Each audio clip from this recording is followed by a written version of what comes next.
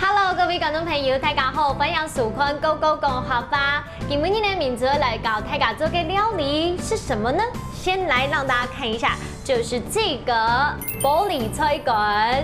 我们今天要做的呢，就是叫做打抛高丽菜。都大家用来之后呢，Q 哈来看到喽。其实要先跟大家讲一下这个高丽菜干呐，这真的是客家的宝哎。阿婆啊、阿公都会把它腌好之后，藏在那个床底下，有没有？然后可以很久用很久，把它保存起来。那当然，今天我们为了要做打抛的方式，配合绞肉的大小，我现在呢要用菜刀来把它切碎。那这个菜刀，各位观众朋友，我们教了这么多料理，你们知道菜刀客家话怎么说吗？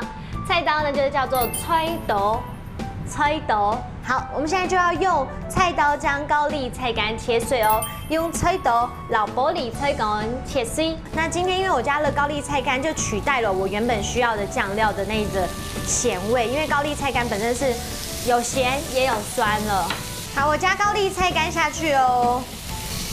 我们加一点点酱油，主要是让它上色，看起来比较好吃。好，重点呢，打抛要加这个9层塔。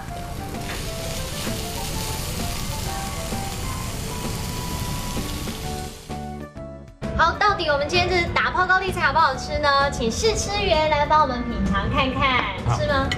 我蛮喜欢吃的，真的哈，看来好像有成功哎。你是客家人吗？我是闽南人。闽南人，太好了，那我就可以来教他讲客家话。像你刚才吃的这高丽菜干，客家话就是叫做玻璃菜干。玻璃菜干。对，讲得很正确，谢谢你。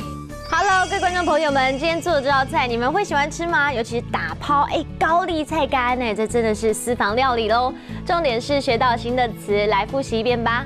来看到第一个词就是高丽菜干，玻璃菜干，玻璃菜干。第二个呢就是菜刀，菜刀，菜刀。